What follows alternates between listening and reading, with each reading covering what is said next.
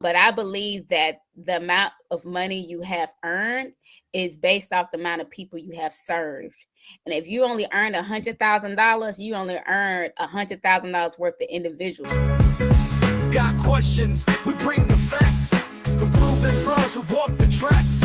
Business life, no smoke, just flames. As the experts, Data Williams brings the game. Good morning, everybody, and welcome back to another episode of Ask the Experts. Today is Thursday, October 30th. It's Halloween Eve, and I'm going to be your host today, Andy Arter. And today's guest is one of the most powerful stories you'll ever hear in the insurance industry. Shana Michelle, who you can see here with me today, is a mom of four incredible children, ages 6, 19, 21, and 22. And her journey is nothing short of inspiring. And I'm not just using that as like, this is not a filler intro. I think you guys are going to be blown away. At one point, she was homeless with 3 kids, but through faith, resilience, and relentless drive, she found her way into the insurance business and completely changed her life. From 2015 to 2023, Shana owned one of the largest telesales agencies with Lincoln Heritage, producing over $300,000 per month in premium across just 3 states. She quickly became one of the company's top income earners, bringing in over $500,000 a year before moving on to her next chapter. From 2023 to 2025, she served as senior partner and top 10 agency leader at Senior Life Insurance Company that I know a lot of you are familiar with, where she made history as the fastest woman ever to deposit $1 million in company income, all within 2 years as a captive agent. Her mentees, mostly women, now earn anywhere between $50,000 to $500,000, $500,000 a year. And she was recognized as the #1 recruiter in her agency. Now in 2025 and soon to be 2026, Shana, I know you've gone independent as the founder of Pretty, Powerful, and Paid Incorporated in partnership with the David Price Agency, an organization that helps women evolve in their careers, faith, beauty, and lifestyle to become the women that God created them to be. I love that. She's also the chairman of Women of Facebook Insurance Group and the president of the Mississippi chapter of Forward, a faith-based community to career women in business. So today we're going to unpack her journey from rock bottom and homeless to 7 figures and talk about what it really takes to recruit, build, and develop teams that grow in both business and in faith. So let's welcome Shana Michelle to the show. Hey, Shana, how are you today? Hi, Andy. How are you? Doing real well. I'm pumped. I got myself pumped up to have you on here, and I'm really, really grateful and happy Thursday. Well, I'm super excited, and I definitely appreciate you having me. Yeah, thrilled to have you here. And I was blown away by your story. The more I read about it and starting to understand who you are, it's nothing short of incredible. In fact, the first time I met you, I said, "How you doing today?" You said, "I'm doing incredible." And it was like, oh, okay, I love this. Let's talk. But can you kind of take us back to, the moment when you were maybe going through the, before the comeback, right? Maybe the lower moments, the moments when there was maybe uncertainty, less direction, and just take us back to like when things started to turn around for you and like what you were going through at that time. Absolutely. So I'll tell you how I even got into the insurance game. Now, I will say I am what you call a situational introvert. Okay. I do not only talk in situations. People gives me anxiety. Okay. And so I was a medical biller from, long time ago. And the check is just a check. And I was a single parent at the time. I just recently had got divorced and with these kids, and it was just awful.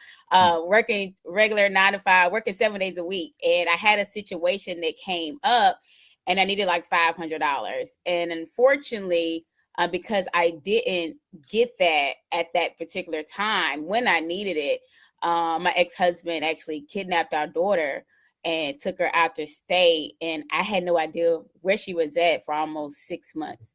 Wow. And so right then I asked God for a sign, and I like, please show me the way. I eventually found her. She was actually dropped off in an abandoned building by herself. No baby bag or anything like that. And so I asked God to fix this whole situation, because how I work seven days a week and still broke. And he showed me this insurance thing. I'm like, I don't like to do insurance. I got kicked out of Mary Kay the first day I went. So me and sales is not having it. And sometimes we ask guys for these signs, and he finally give us a sign, but he tell us to go right, but unfortunately we go left and wonder why we're in these situations. So I finally surrendered and did what he told me to do. Now, prior to that, obviously that got me in a situation, homeless, with these kids. And, it's tough, right? And so it doesn't matter how hard you work. It's not always just about hard work. It's about understanding the end in mind. So I finally got into this insurance, and I just kept going and didn't look back. That's beautiful. And we talk about faith all the time on this show. And I love that you said surrender to God. Like, I want to go left. He said go right. And I just surrendered. And it's not like all your problems like went away overnight, but I love that you like had made that decision. And what do you think it was about the insurance industry that like gave you hope at that time when everything else was kind of just, in chaos, essentially? Well, I remember somebody telling my mentor at the time, it just said, Sheena, be here a year from now and you'll make six figures, right? And so that was it. Now, obviously, it doesn't always go that way, but I understood once I got it, right? And I always think I already know who I am and whose I am. So even though I wasn't earning six figures, I became that person in my head. And so I do believe that God put me in a position, and once he put me in a position, my purpose was to help other women along the way. Now, also, although I've mentored men, I just know that women, I want to be the example that even though you can be divorced or married, a single mother, a hard worker, that there's still life at the end of the tunnel. And I know that a lot of women resonate of what I've went through, and just to keep going. And so that was my thing, to just be here a year from now so these women can see the example. And I just kept going. And obviously things happen, a lot happens in the insurance industry, especially for women. But I want to be the voice. I want to be the voice, someone that can not always just say yes to whatever. And I just want to be that person. Wow. I love that. And I sat with a multimillionaire when I was like 26, 27, and he's like, what are your goals? And I was working within this big company. And I remember kind of laying out, like, I'd like to make this amount of money and I'd like to take that money and go do this with it. And I laid out my vision for my future. And he's like, well, you keep thinking that you need to get the $1 million to become the millionaire.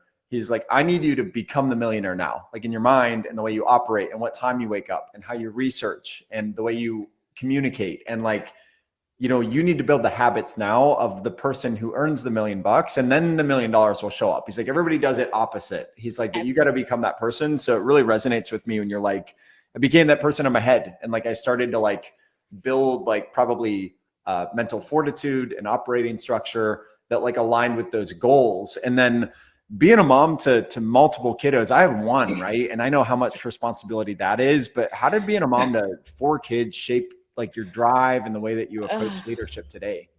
Oh my goodness. So I'll be honest with you, right? I'm not going to sugarcoat anything. So with the first 3, it was so difficult. I mean, like, it was difficult. It was a sacrifice. And at times I used to have like mom guilt about working so hard and missing these things and like somewhat sacrificing like their time with me and my time with them. But I created the vision for them. Like, look, it's not always going to be like this. We're not always going to be broke. We're not always going to be eating, pork beans and hot dogs. And so it drove me, right? But the reality is, and I think what people realize is that sometimes we do fall in a funk. And so then I got this somewhat success, and it wasn't for the kids anymore. So I had to come up with something else. And it got boring. It got bad. It got like routine, and it's like, it wasn't fun. But what was hard though, I had some of my team members I put them on the kids, the pickup list, because if I'll go out the, because I was a field agent at first, I did have somewhat help. But up until 2018, because again, I earned the money I thought I was earning six figures, not a lot, but right at six figures. And 2018, when I found out I was pregnant with my baby girl. And now, mind you, there is almost like a 14, 15 year difference. And I'm like, what in the world? But she was the reason why I then was able to build this virtual call system, call center, and show me the light that what I do is not necessarily about me anymore. It doesn't matter if I'm not feeling well. It doesn't matter if it's boring to me. She was able to, my Kendall Rain, gave me purpose.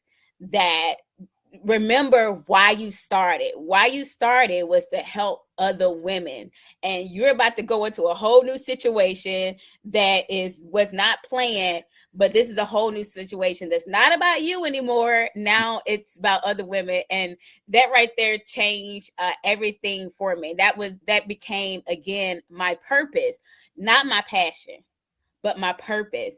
And once I start to follow my purpose, I became very passionate about it. Wow.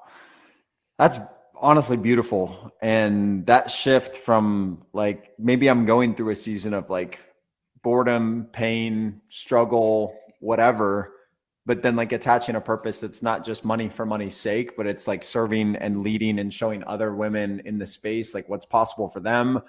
And then like spreading that and aligning with your kiddos to like build a life for them that's different. I love the pork beans. I'm like, I get it. I remember a lot of canned food months and years we went through, and can definitely, I think a lot of people are going to be able to relate to that. Yeah. And then when you got into this space, like you start getting all of these skills and things. And I know that one of the key areas is like, in order to mentor the right women and in order to like build that legacy, you've also got to be really good at recruiting, because if you don't know how to attract the right people into the business or retain the right people or onboard them, you're not going to have people to serve and help. So I know you said you were the number one recruiter in your agency. Like what's your secret to attracting great talent? And what did you learn those early years recruiting? Well, I believe that you can recruit as many people as you can, but you tend to attract who you are. And that kind of shifted for me a while. It did, and I'm still going through that phase. And I hate to, and I'm a non-political correct type of person. I just kind of say it how it is, but I want to be the representation of women of color. And so I tried to attract those women, because a lot of women that looks like me, a lot of people don't have our back. And so that was my mission. One, to help women of color, but also just to help women in general. But what I have learned to how to recruit is that I watch what other people do, and I do the complete opposite. I do the complete opposite. I believe in studying your craft the same way we're taught to study your script. And I realized sales is the exact same thing. So I learned how to become a better storyteller. I learned how to become a better performer, and I learned how to be a better communicator, but also learn how to dig deep and find people where they are, which is literally in the pit. And usually when people are in the pit, in their darkest moment, that's where they're feeling the pain. That's when you're able to then bring them out of it. But you got to find those people that need someone to hold them up, need someone to pull them up, need someone to give them the opportunity. So I tied all those things with performing and learning different advertisement, and then just watch, like literally, like social media has been a blessing to me. But I just watch what people are looking for and what they're saying on social media. And then I also watch other recruiters, how they recruit. And again, I just did the complete opposite. I was like, this is the same stuff we see over and over and over again, but we're not understanding people and what they're needing. They're not looking for like necessarily a job. They're looking to save their life. And it's just finding a way to present that to them for them to come to you. So I'm not going to them. I found a way where they are coming to me. Wow. That's beautiful. I wrote down finding people in their pit. And then I wrote down creates grit. And like, when I look at that formula, right, when you talk about opposites, I talk to a lot of agencies. We help recruit for a lot of agencies, and you see a lot of them try to find the people that are already on the mountaintop. They've come out of the cave and they're like, I just want this polished, set it and forget it human. Mm-hmm. But then like this whole opposite idea too, not just in the way you recruit, but who you recruit, is like, no, I want to find somebody who's willing to like go through those tough moments and like dig out, because they're already at rock bottom, but mm-hmm. they believe enough in themselves, and they're willing to like transform themselves if they're given the right mentor and given the right opportunity. Mm-hmm. So that's beautiful. And like that I can see where you've had so much success probably drives people with such a big heart and work ethic and alignment with you. And they're just willing to do that extra mile that others aren't willing to do because they're in that life position. But even with that said, I'm sure you've had to kind of filter through and figure out who's authentic and like who's just telling me what I want to hear. So I'm really curious for you, like with all the people you've worked with, how do you kind of personally identify whether somebody actually has like the heart and the hunger to make it in this business? What are some telltale signs early in those conversations for you? Well, I don't always watch what people say. I watch what they do. I know people can say all these things to make things look pretty, but I just watch what they do, which is our simple things. And one of the simple things is just to show up and to ask questions. Like showing up is so important, but to do the simple things. And if you can do the simple things, then obviously you'll be able to handle the other things. But I look for people who just to show up, not to, and then tell me why they want to do this. Like, tell me why. Like, oh, I want to earn this, but why? And then I find out what their real reason is. And, it's so funny. I remember I hear it all the time. Oh, I want to do this for my kids. Well, that's a load of crap. We say that, but do we really truly mean that? And until you finally get yourself in a situation. So it's just those things like, but why? Because, if we really want to do things for our kids, we probably wouldn't be in a situation that we're in. So I look at what reasons, the real reason why people want to have this opportunity. And it doesn't always happen on the first interview, right? It doesn't always happen on the second. I give people chances, and they wean themselves out, because I don't want to say this not for everybody, but being broke is not for everybody either. And then I do get great joy from people who've had a past or who struggle with something, because they tend to fight the most. They tend to want it the most. And those are the ones who tend to outlast. And so the know-it-alls, that's the one I do not typically mentor, is the people who know it all. Because I remember somebody telling me, Sheena, how do you know so much but have so little? Right. So I just look for different things that these individuals want, and do my best to be able to provide that with support and the tools that they would need to get those things that they desire. Wow. It's awesome to hear. And like, when you talk about like watch what people do versus what they say, and then you talk about show up, like I forget who I heard it from years ago that said like 90% of success is just showing up. And you're right. Like you have somebody come into the business and they're a know-it-all and they're not coachable. Like your bucket's full. You think you know everything. So how can I even guide or steer you? And I think that's, a really unique type of person to find. But like you said, you've kind of built everything around like attracting the right people in, and also being like the walking manifestation of like the types of people that you want in your business. So I love that the litmus test is very tied to like somebody's like soul journey, and like a lot deeper than just like financial targets or like career goals. You're finding human beings that align with you as a person, and then you can build things together. But I know that like, I'm going to say this with like a great deal of respect, right?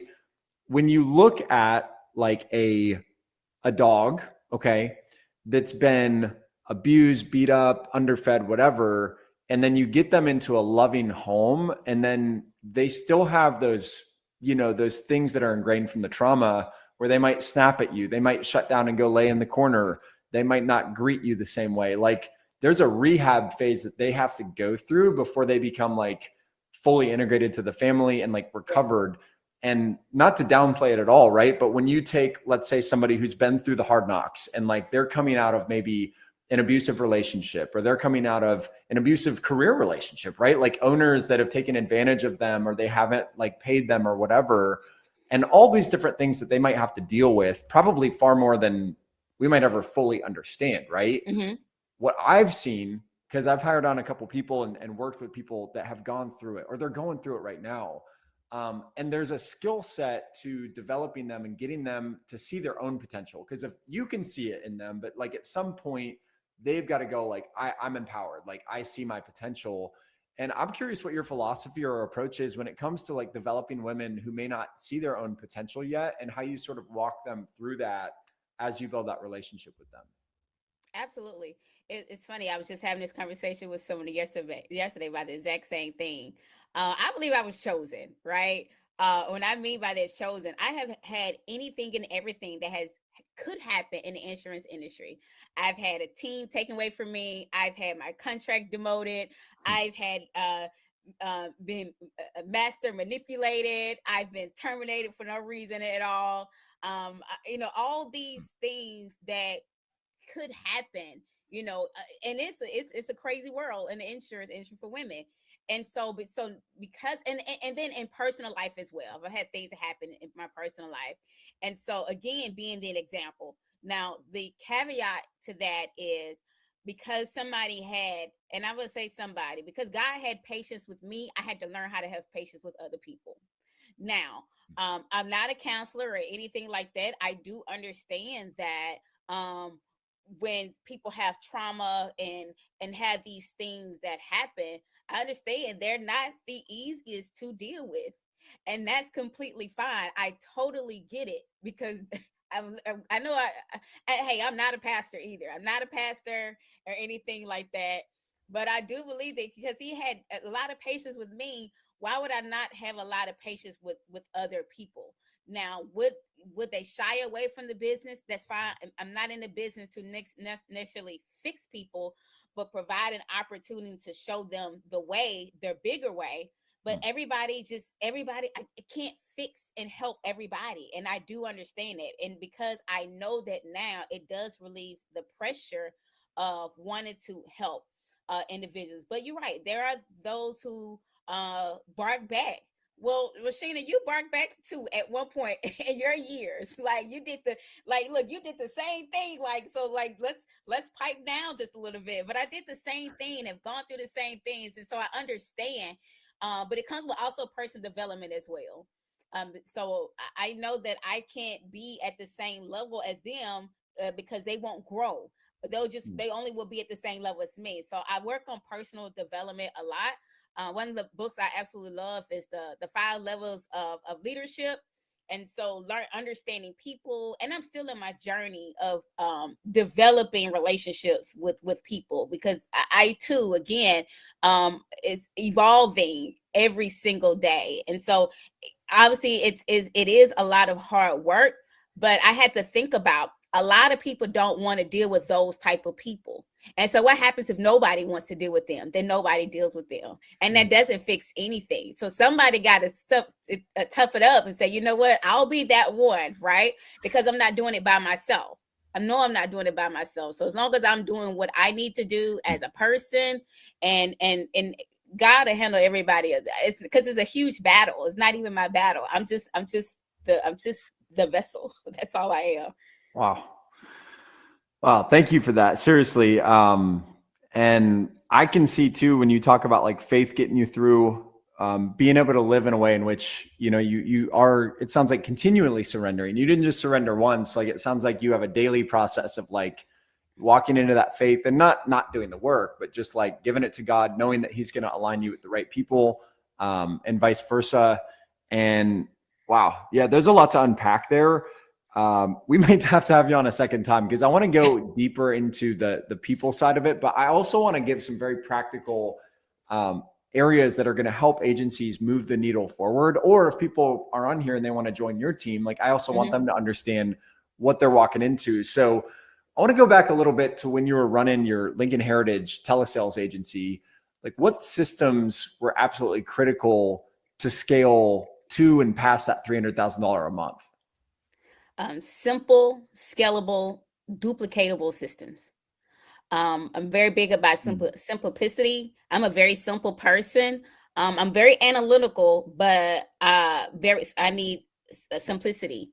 A system that has clarity and one that you can scale. So here's the thing. When I became a field agent, it transferred over to a telesales agent with no assistance at all. Because I chose to go to the field, to the phone, it was unheard of and forbidden. So I was thrown out there to figure it out. So obviously I watched Cody Atkins, who was my go-to, and David Duford. Those were my go-to at the time, and just watch these things. But one, learning how to sell, and which is what we do every single day. So learning how to sell, and then having a sense of direction, where people are and where they can go based off of what they do. And also have a very simple onboarding. I think with licensed and seasonal agents, we throw agents out there and think that they're supposed to get it because we are looking at them where we are. And if we meet them at that very level, and that's how I was able to build my onboarding system.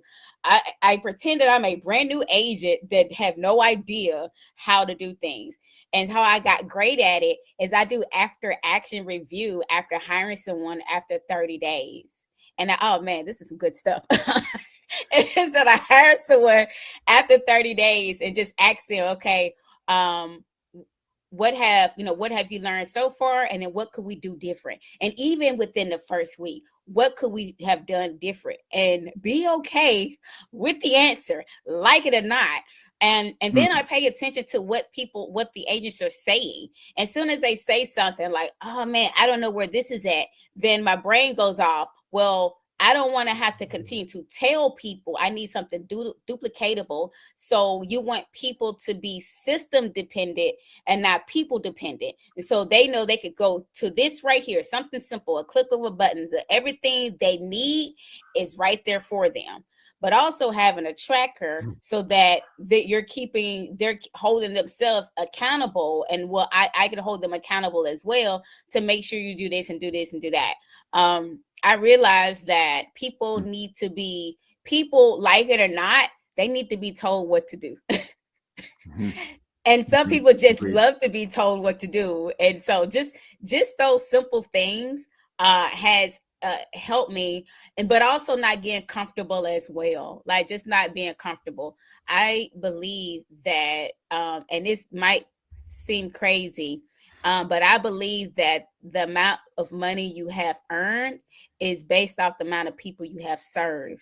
And if you only earned $100,000, you only earned $100,000 worth of individual. Well, there's 8 billion people in the world. You're not saving and serving enough people. And so again, remember, this is not about you. It's about the people that you're supposed to be helping, and you are judged by the fruits of your labor. So if you're not earning the money, which is why I was able to transition from one company to the other, because I was earning the money. But it's no fun when I'm earning the money and you have people at the very bottom who are working and not earning it. So I had to find a way for everybody able to be able to help them to reach their potential. Yeah, you don't want to be going out and buying a brand new Porsche and then you brush off an employee who is trying to figure out how to put gas in their tank this week, and you're just like, well, I'll figure it out, So like really being in the trenches and being invested in them. I love that you talk about simplicity, scalability, clarity in the onboarding.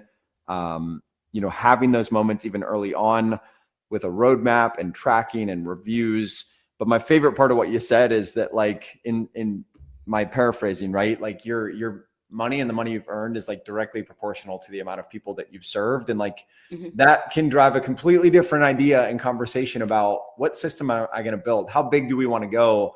How can we serve at a higher level? Which means that in the very DNA of what you're building, if it's built to serve people, it's also going to attract people to it and have value and not just be a money grab. So that's beautiful what you said. And can you walk us through like onboarding today within Pretty Powerful and Paid? Like, what does that look like? I know you said you do like a 7-day review or a 1-week review, a 30-day review. But if somebody were to come join your team next week, like what does that onboarding process look like in their first couple months? Absolutely. Well, we have a fast stack training module that I keep track of, and also that they have access 24 hours. Is learning the basic things about insurance. And I treat people as they have no idea about anything with insurance, and it applies to also seasonal agents as well. You know, if people say they've been in insurance for 2 years or 3 years or 10 years and still haven't reached 6 figures, so there's a problem.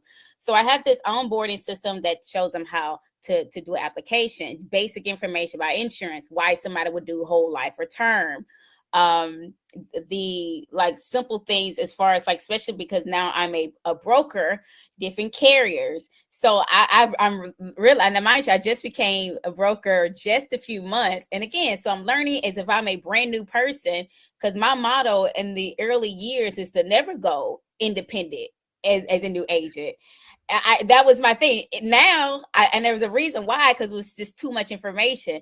And so because I've learned how to do a one product, now I'm able to do multiple, but now I know how to do multiple with a brand new person. So I'm learning, I put like what type of, what products are out there, understanding what each product provides, why you should go with one over the other. Other system was learning the phone system, all these things that we don't tend to think about, or we think about at that moment but don't implement it. Everything is there. So there's a process from the beginning up until like for the first week. You're just learning basic things. You're plugging into a virtual call center, you're showing up, you're still getting all these things, so you're not left by yourself. What I don't want is people just to be by themselves. So I have a system. They're showing up here, and here. They have a time frame and something that they see, so they know where to go, so they're not lost. So we do that for a week.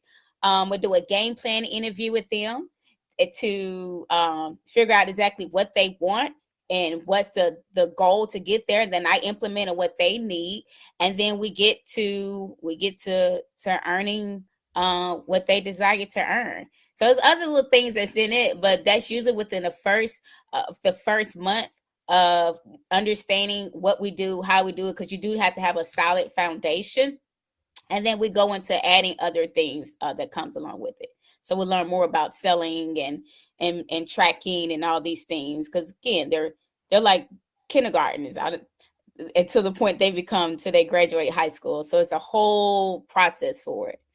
No, that's great. And like anybody listening too, or if you're watching actually on our live stream or on YouTube, you can go up here to this QR code, and I'll have one at the end with a booking link in case you want to go and have a conversation with Shayna and talk through what it could look like to go and transition into her team and get a deeper dive on that. So at the end, I'm going to share out more information, but I love that you've got a roadmap for individuals and you get them into scheduled time to go and actually brush shoulders with and learn and not be left on some island, which I see happen far too often. So that's incredible, and kind of brings me to like the main core topic that I really wanted to focus on with you, which is personal development and faith and empowerment, which, you know, you exude just in the way you carry yourself. And I know it's got to be a big part of your business. So I know you often talk about helping women become who God created them to be.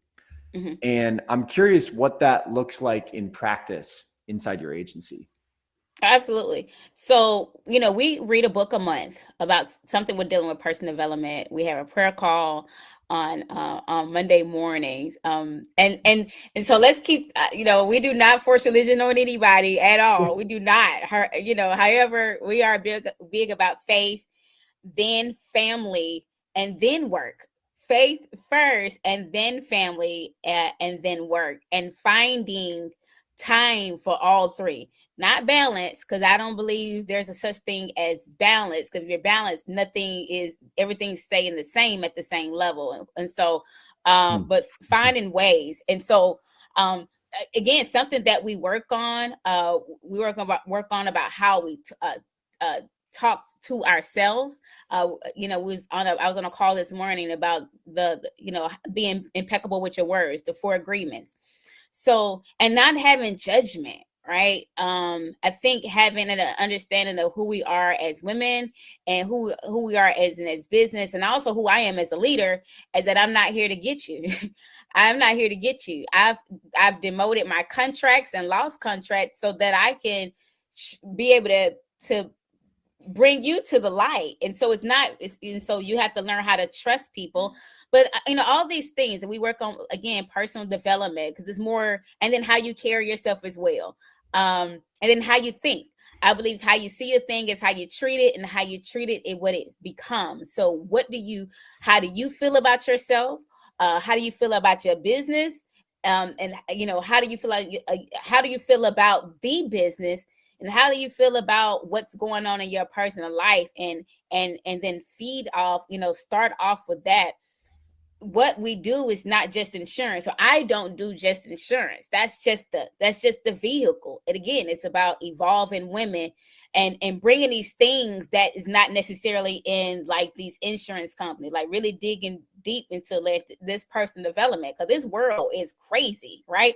We living in some dark times right now. You got to learn how to deal with it with meditation and self-care. We're very big about self-care. I tell people, hey, we are not going to be working from 8 o'clock to 11 o'clock at night. Like, you need to have some time to yourself, because I'm going to take my time, right? I had a mini stroke not too long ago because of, certain situations. So learn how to take time out for yourself, loving you, so then you can be able to deal with other people. And then the money comes with it, but you want to be able to attract the money. And that comes from your mindset, and then who you are, and then how you feel about yourself. Wow. Yeah, go everybody and replay that about 5 times in a row and write that down, because like, she's laying out the framework for a completely different life, and an empowered life, and a life that's aligned in a lot of ways. That's absolutely incredible. And when you kind of look at yourself, right? Because one of the things you said is like, if I cap myself out, that's as good as anybody in my influence is going to get too. And so you talk about constantly working on yourself, which I love. How do you, and I don't want to say balance, because I'm in agreement with you. You don't have a job and then kids and then a family and then a car and like property. You have a life. Like, it's just a life. Like, you have a full life. But how do you, I would say, manage like being a fierce businesswoman, a leader, a mom, a faith-driven person without like hitting a wall? Because it's a lot, right? Like, I'm just curious what practices, what habits, what mentors, what support systems that you've had, like, that if I took them all away tomorrow, you're like, oh yeah, I would crash and burn. You know what I mean? Yeah. Well, I've hit a brick wall multiple times. That's just what it is. But I also go back to, I'm very big about personal development. But not just that, is because if I'm just reading these things and not, and when I say personal development, I read a lot of books. But I think the problem is with people who read, they read to finish the book and not to understand the book. So I would actually study these books that I need, but also reach out to other mentors who may not be in my industry. So I also have a personal development coach. I also have a mentor that I pay. Right. I believe when you don't pay attention. So they are at a different level than me, that also holds me accountable. So I have a coach as well, so that I could to reach their level. Because otherwise I'm leaning on my own understanding, which means they're leaning on my understanding. So I learned how to just have these other people that's involved in my life, but also pay attention to myself and signs. Because again, like I said, I had a mini stroke. So those were things like, Sheena, you are pouring entire too much out, and you're not pouring these things back in. And so once I realized that, I've reached out to other individuals who can help me along the way, but also making sure that I take time for myself. Because if I don't take care of me, I cannot be the person that I need to be, especially for my children, because they are my number one people that I have to take care of. And then I won't be able to help these other women along the way. So finding a great coach, finding a mentor, and getting inside these great books, not to just finish it, but to study it and then apply it. Because you can't teach it unless you know it and then do it. Mm-hmm. Wow, 100%. There's a whole game of like retaining information, living into it, and then being able to teach it. And I love that you kind of look at it as your arena almost, of like, hey, if I can learn this well enough to where I can teach it to others and pass it on to them, I know that I've arrived. And then I'm going to go borrow the next idea and the next transformation, do that to myself, and then spread that to my team. This constant shoveling of like faith, leadership, guidance that's coming from the outside. And then you're like feeding that to your team, which is so valuable, because you're right. There's so many stagnant owners that are just, I know everything and this is the way it's done. Whereas it sounds like for you, you're always kind of stoking the fire and like looking at things from a different angle. And it's not like you're human too, you know, and like you go through the same challenges and struggles, but like you'll walk through that and spread it to the team. And one of the things that I was just thinking about as you were talking too is, could you maybe give us a story of somebody that you saw come in that was like in a tough spot and is a completely transformed person now, and just like what their journey looked like? You know, we've talked about you. I'd be really curious, somebody in your sphere that's come through, joined your team, and like what life looked like before going into this habit and this sort of like way of life, and what they look like now, you know, a few years later, months, years, whatever it's, you know, been. Yeah. So I have two people in mind. One is someone who's recent, that I've been able to mentor.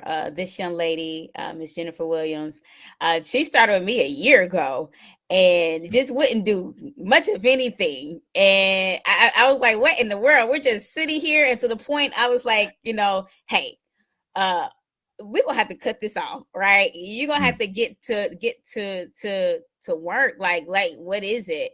But then when I finally transitioned, sometimes you got to move people out of a certain environment. And once I finally transitioned, she blossomed to not earning a dime in a whole year, like wrote a policy or two, to now, you know, writing one or two policies a week. Does not seem big, right? But I know that she's not the same person. She talks different. She looks different. She's, you know, teaching other mentees. And so she's definitely evolving. But I'm a huge family person, Andy. Family is my soft spot. It is a good and bad part of me. I won't say bad, but it's our soft spot. And my sister, my baby sister, she was a bartender. I'm trying not to get emotional. Lord Jesus.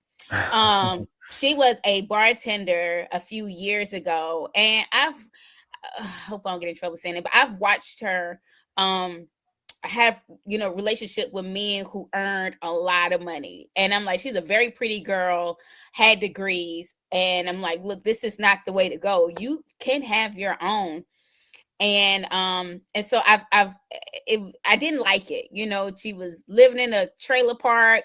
And I'm like, look, you are so much better than this. And she saw my 1099. This was a few years in the industry. She saw my 1099. And I told her, look, you'd be better than me. You really like people, like really, really like people. You would be great at this. You know, I'm just I'm a mole, right? I'm like, you really, really like people. And so she, you know, I've always wanted the best for my family. And so showing her the opportunity, she went from she's probably earning about $35,000 a year in the as a bartender. But I've watched her grow into this industry and take the bulls by its horns and have her own agency. I'll shout out to the Big Insurance, Boatwright Agency. She's not with me.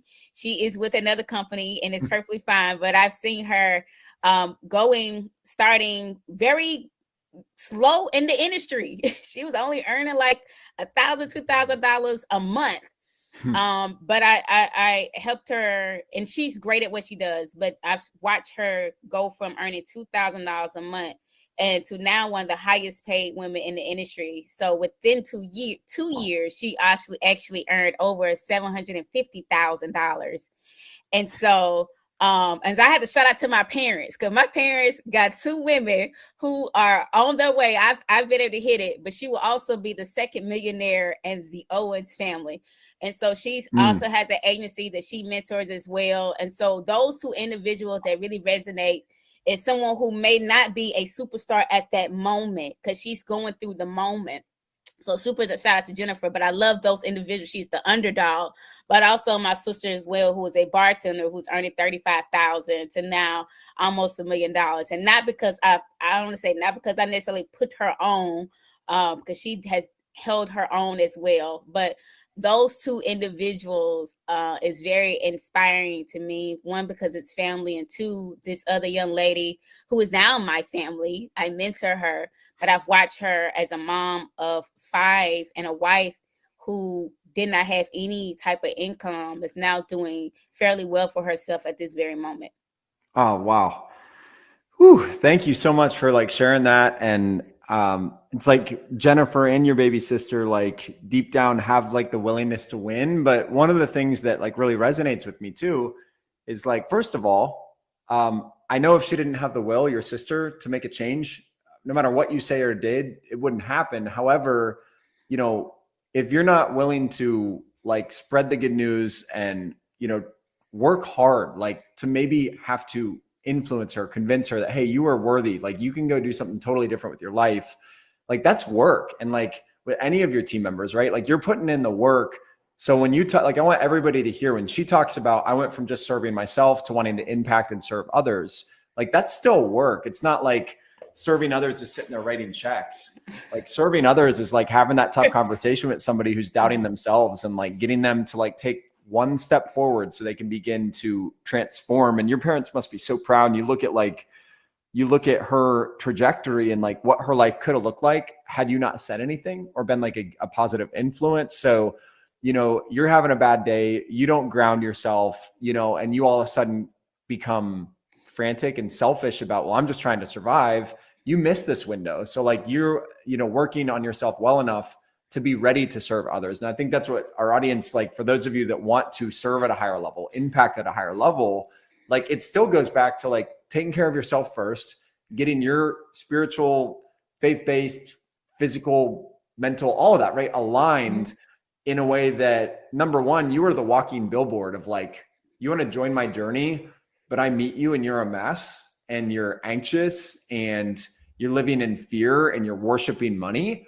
Like you're going to attract a certain type of person and you're going to transform them into you. So like, you know, that's a huge testament. I know you give her a lot of credit. I want to give you a lot of credit because I think the way that you've carried yourself and like what you built, you know, kind of laid the foundation and the groundwork to be able to do that for others. So I know I'm doing a lot of talking. I'm just really impressed and really grateful to hear that story.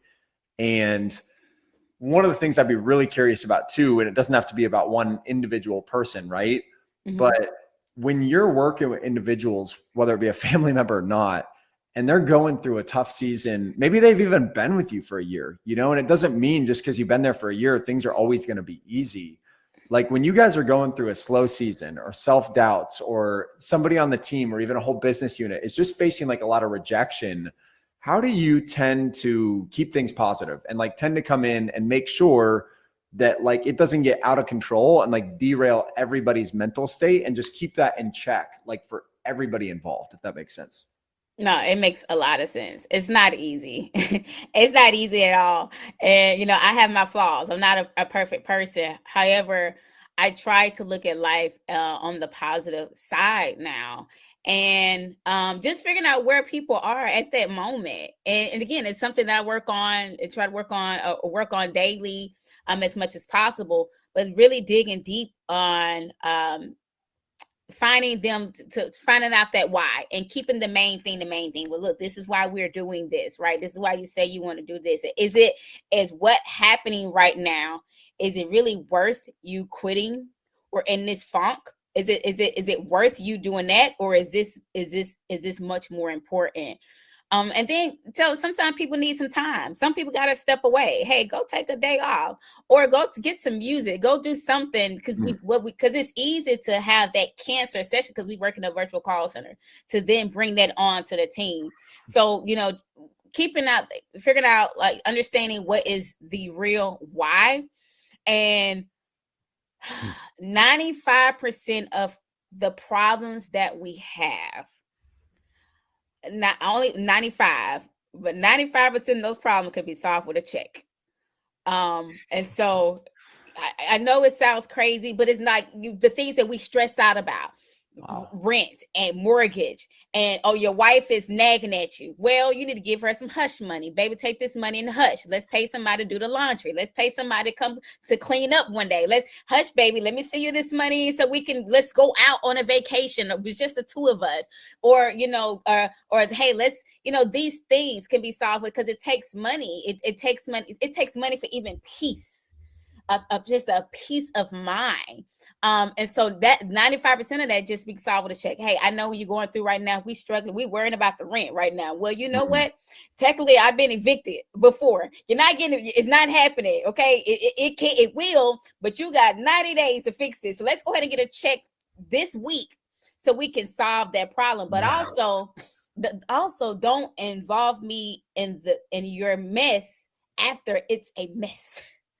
Involve me before it gets to that, right? Talk to me before we get to that. But as a leader, that we have to learn how to do is to see those things before it happen. And it's something we have to get better at, seeing those things. And that's things, again, that I'm working on, is that don't wait until they get into the mess. Don't wait till they cry for help. Don't wait till they quit, because they usually have already quit 30 days prior. Look at these things that you got to pay attention to, these things as a leader, that because you're at the head and you're looking down at a below level, you should have been able to forecast that a long time ago. So that's something, again, that we as leaders have to work on. It's not just these practical things, but these other things that can prevent people from falling off the edge. Very well said.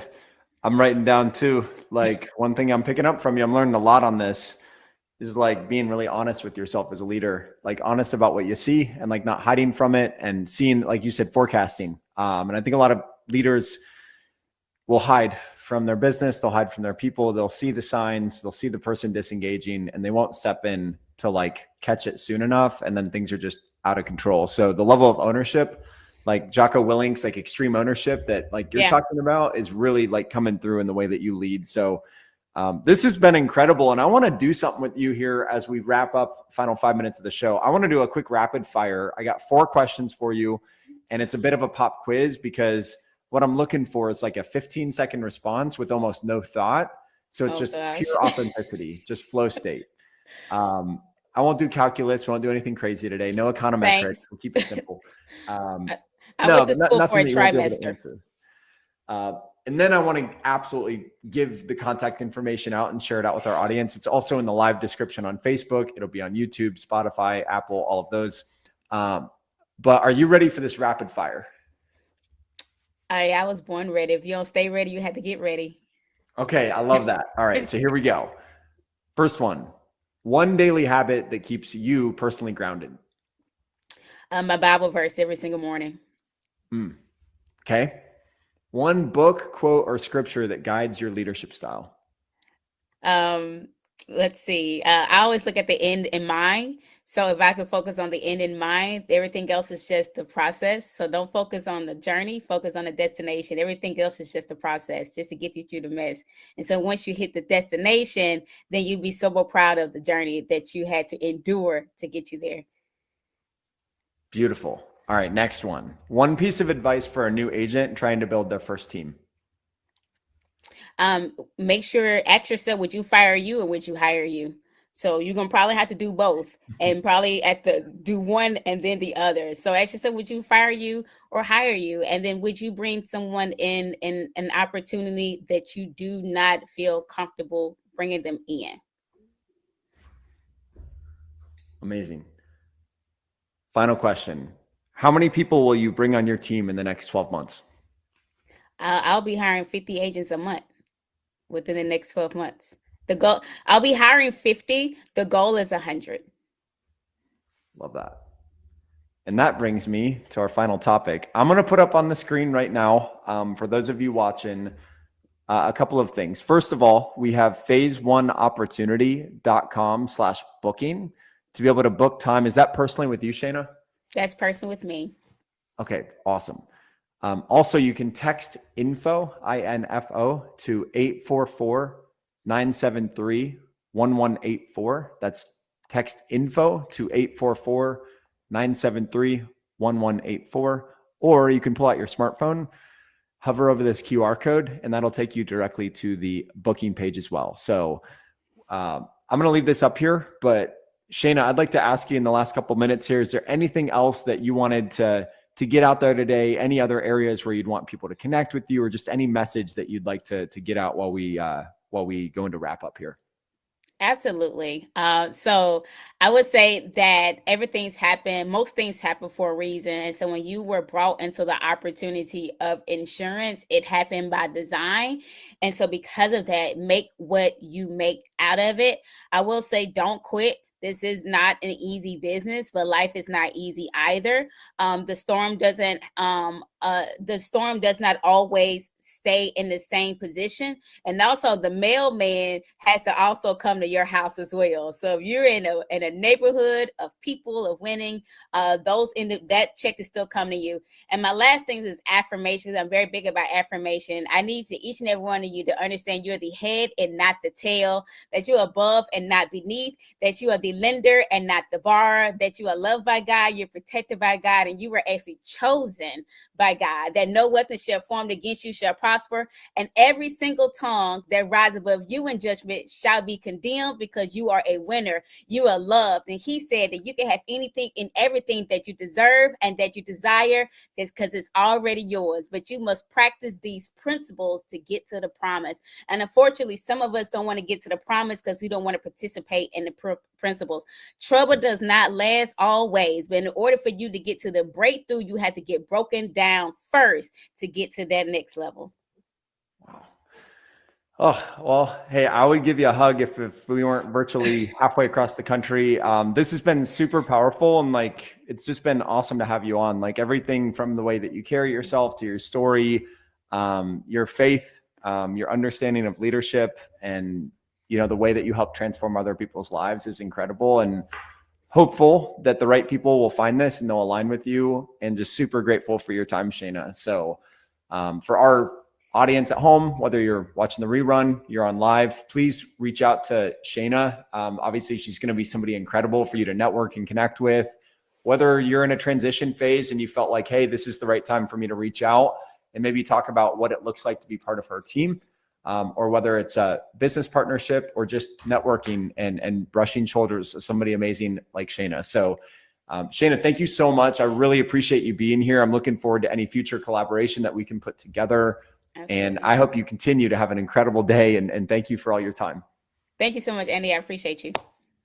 Absolutely. All right, everybody. We'll see you next week for another episode of Ask the Experts, where we come to you live every week with heavily influential movers and shakers out there making big things happen so that you guys can join their movement and also just transform the way that you operate. So thank you, everybody, for your time, and we'll see you next week.